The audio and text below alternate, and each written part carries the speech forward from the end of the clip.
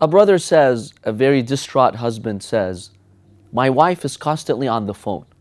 She's on WhatsApp, she's on Facebook, and we're not spending time. Even before we sleep in the bedroom, she has her phone in her hands and she's constantly on her smartphone. She's not giving me time and attention. And this is taking a toll on our marriage. And I'm very frustrated. I feel that there is a disconnect between me and my wife. How should I address this problem? First of all, it's very important that you communicate this point very gently, kindly to your spouse.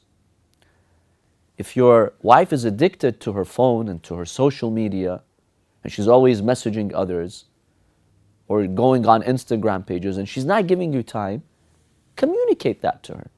Sit with her, talk to her, tell her that this is a very important point for you.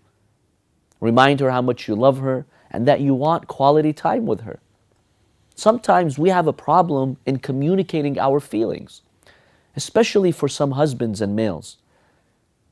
They sometimes struggle communicating their emotional needs towards their spouses. Communicate any emotional needs that you have. Let your spouse know that this is very important for you.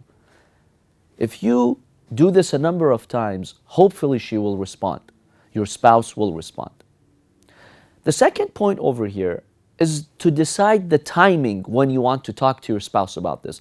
Normally what happens is, if I see my wife, she's on her phone for hours and hours, even at night, before we sleep, she's on her phone.